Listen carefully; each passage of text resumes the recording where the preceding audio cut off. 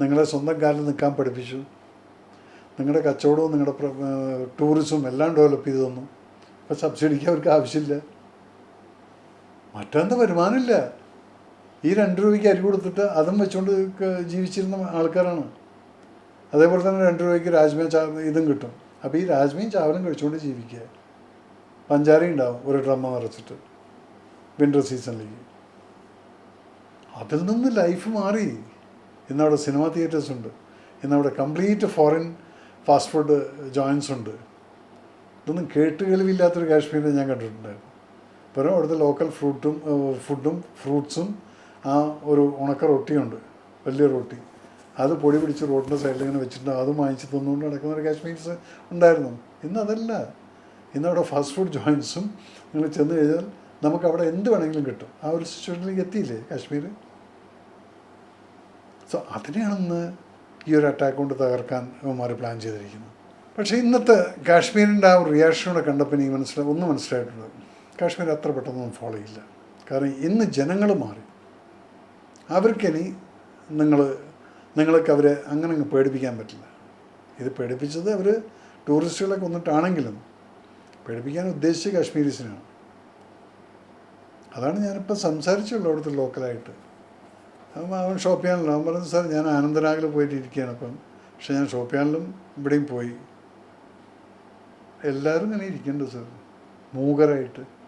മറ്റത് വയലൻ്റ് ആവുമായിരുന്നു അവർ. ഇങ്ങനെ അറ്റാക്ക് വന്നു കഴിഞ്ഞാൽ കംപ്ലീറ്റ് വണ്ടികളൊക്കെ കല്ലെടുത്തെറിയുക, അങ്ങനെയൊക്കെ ആയിരുന്നു കാശ്മീരീസ്. ഇതവർ ദുഃഖത്തിൽ പങ്കുചേർന്നിരിക്കുകയാണ്. That's a very good sign. മറ്റത് ഇങ്ങനെ അറ്റാക്ക് നടന്നു കഴിഞ്ഞാൽ അവന്മാർ എല്ലാവരും മറ്റും വയലൻ്റ് ആവും. നമ്മുടെ സിവിൽ കാറുകളൊക്കെ കൊണ്ടുപോകണമെങ്കിൽ കാറുകൾ പോകുന്നുണ്ട്, ആൾക്കാർ നോക്കിക്കൊണ്ടിരിക്കുന്നു. That means that's a good sign. അവർ കരയുന്നു, മറ്റവരൊരിക്കലും കരയില്ലായിരുന്നു. അവരെന്താ പറയുക, ഓ ഇന്ത്യക്കാരാണ്. ഇന്ന് അവർ ഇന്ത്യക്കാരായി. അത് തന്നെ വലിയൊരു സൈനല്ലേ ഇത്. അതിനെ നിങ്ങൾ തകർക്കാൻ വേണ്ടി ശ്രമിക്കരുത്. വളരെ കഷ്ടപ്പെട്ടിട്ടാണ് ഈ കാശ്മീരിനെ ഇങ്ങനൊരു ലെവലിലേക്ക് കൊണ്ടുവന്ന് ആക്കിയിരിക്കുന്നത്. അതിന് all credit goes to this BJP government. ആ ഒരു ഇനിഷ്യേറ്റീവ് എടുത്തിട്ടുള്ളതും 370 ആർട്ടിക്കിൾ എന്നുള്ളത് ഞാൻ പണ്ടേ പറയാം, ഞാൻ അവിടെ സർവീസ് ചെയ്യുന്നത്. എന്തിനാണ് ഇങ്ങനെ ഒരു 370 ആർട്ടിക്കിളും വെച്ചുകൊണ്ട് ഇവർ നടക്കുന്നത്? കാരണം അതിൻ്റെ ഗുണം ഈ 2 ഫാമിലിക്ക് മാത്രമേ ഉണ്ടായിരുന്നുള്ളൂ. അതുകൊണ്ടല്ലേ മുഫ്തി മുഹമ്മദ് സയ്യിദ് ഇങ്ങനെ എന്താ പറഞ്ഞത്, ഫറൂഖ് അബ്ദുള്ള 370 ആർട്ടിക്കിൾ ഹൊടായക തും മേരെ ഖൂൻ കോ ഊപ്പർ മേരെ ജാൻ കോ ഊപ്പർ എന്ന് പറഞ്ഞത്. ഒന്നും നടന്നില്ല. അവർ മാറ്റിയും കൊടുത്തു, അവർ അക്സെപ്റ്റ് ചെയ്തു. ജനങ്ങളിപ്പോൾ മനസ്സിലാക്കി അത് ശരി, ഇവർ നമ്മളെ പറ്റിക്കായിരിക്കും എന്നുള്ളത്. അപ്പോൾ എല്ലാം കൊണ്ടും ഒരു പോസിറ്റീവ് സൈഡ് വരുന്ന സമയത്ത് അതിലോട്ട് നെഗറ്റീവായിട്ട് ഇനി പാകിസ്ഥാനെ കയറ്റരുത്, കാശ്മീരിനെ കയറ്റരുത്. ഞങ്ങൾ ഒരു 3 ദിവസം മുമ്പ് മൈത്രേയൻ ഇൻ്റർവ്യൂ എടുത്തിരുന്നു. അപ്പോൾ അദ്ദേഹം ഒരു സ്റ്റേറ്റ്മെൻറ്റ് പറഞ്ഞിരുന്നു. മേജർ ഉൾപ്പെടുത്തിക്കൊണ്ടാണ് ആ സ്റ്റേറ്റ്മെൻറ്റ് പറഞ്ഞത്. കേൾക്കട്ടെ. രാജ്യസ്നേഹം എന്ന് പറയുന്നത് വളരെ കപടം. ഈ മത തീവ്രവാദം പോലെയാണ് രാജ്യസ്നേഹം. അന്യരെ കൊല്ലണമെന്ന് ആഗ്രഹിക്കുന്നവനെ ആ ലെവലിലെ രാജ്യസ്നേഹിയാവും. I am proud being an Indian എന്ന് പറഞ്ഞ് തുടങ്ങുമ്പോൾ തന്നെ മറ്റുള്ളവനെ വെറുക്കാൻ തുടങ്ങും.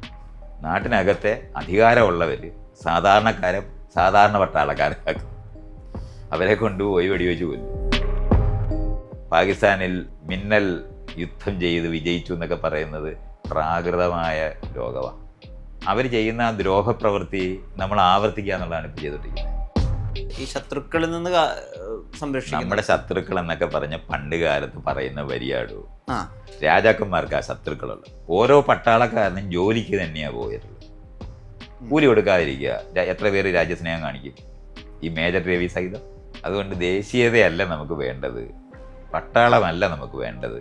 നമുക്ക് വേണ്ടത് പാലം പണിയുന്നതാണ് ചൈനക്കാർ ചെയ്തുകൊണ്ടിരിക്കുന്നത്. എല്ലായിടവും റോഡ് ഉണ്ടാക്കുകയും പാലം ഉണ്ടാക്കുകയാണ് ചെയ്തുകൊണ്ടിരിക്കുന്നത്. അതിൻ്റെ കുറച്ച് സ്നിപ്പറ്റ്സ് ആണ്.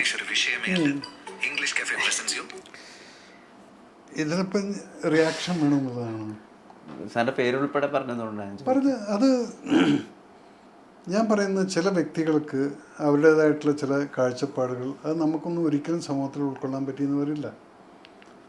അങ്ങനെയുള്ള വ്യക്തികളൊക്കെ ഈ മനുഷ്യൻ ഞാൻ കണ്ടിട്ട് പോലുമില്ല. പിന്നെ എന്ത് സംസാരിക്കുന്നത് ഞാൻ ഒരിക്കലും ശ്രദ്ധിക്കാറ് പോലുമില്ല. കാരണം ശ്രദ്ധിക്കാൻ അതിനകത്തൊന്നുമില്ല. ആ വ്യക്തിനെ ഞാൻ അങ്ങനെ വിട്ടിരിക്കുകയാണ്. ഇനിയിപ്പം അദ്ദേഹം എന്നെ തെറി വിളിച്ചു കഴിഞ്ഞാലും ഇറ്റ് ഡസൻറ്റ് മാറ്റർ മീ. എൻ്റെ മുന്നിൽ വന്ന് നിന്നുകൊണ്ട് എൻ്റെ മുന്നിൽ നിന്നുകൊണ്ട് എന്നെ തെറി വിളിച്ചു കഴിഞ്ഞാൽ അതാരായാലും അവൻ്റെ കവാലക്കുറ്റി ഞാൻ അടിച്ച് പൊട്ടിച്ചിരിക്കും. പക്ഷെ അങ്ങനെ ആരും ചെയ്യുന്നില്ലല്ലോ. നമ്മളൊരു സ്ഥലത്ത് നടക്കുന്ന സമയത്ത് നമ്മുടെ നമ്മളെന്താണെന്നുള്ളത് നമുക്കറിയാം. അത് ഞാൻ മറ്റുള്ളവരെ കൺവീനിയൻ്റ് ആവശ്യമില്ല. എനിക്കറിയാം ഞാൻ എന്താണ് മറ്റെന്താണെന്ന്. അപ്പോൾ ഇതുപോലുള്ള ആളുകൾ പലതും ഇതിപ്പം പരസ്യമായിട്ട് പറഞ്ഞു, പലരും പരസ്യമല്ലാതെ ഇരുന്നുകൊണ്ട് പറയുന്നുണ്ടല്ലോ ഈ ഫേസ്ബുക്കിലും അല്ലെങ്കിൽ അവിടെ ഇവിടെയൊക്കെ കമൻറ്റുകളൊക്കെ നമ്മൾ കാണുന്നത്. ഇവരൊക്കെ നമ്മൾ ശ്രദ്ധിക്കാൻ നിന്ന് കഴിഞ്ഞാൽ നമ്മുടെ ഒരു പോസിറ്റീവ് വൈബ് വേറെ എവിടെയെങ്കിലും പോകും, വിഷൻ പോവും എന്ന് പറഞ്ഞാൽ നമ്മൾ പോസിറ്റീവായിട്ട് ചിന്തിക്കാന്നുള്ളൊരു വ്യക്തിയാണ്. ഒരുത്തിനെ കുറിച്ച് ഞാൻ ഇപ്പം പലരും യൂട്യൂബേഴ്സ് പലരും നമുക്ക് ട്രോൾ അതൊക്കെ ചെയ്യുമായിരിക്കും. അത് അവരുടെ വയറ്റിപ്പഴപ്പാണ്. അവർ ജീവിച്ചു പോട്ടെ. അതിനെ ഞാനത് എടുത്തിട്ട് ചിന്തിച്ചിട്ട് എനിക്ക് എന്തെങ്കിലും കിട്ടും, എൻ്റെ കഥയിലൊരു ഐഡിയ കിട്ടുമോ? ഇല്ല. പിന്നെ എന്തിനു ഞാൻ അതിനെക്കുറിച്ച് ചിന്തിക്കുന്നത്?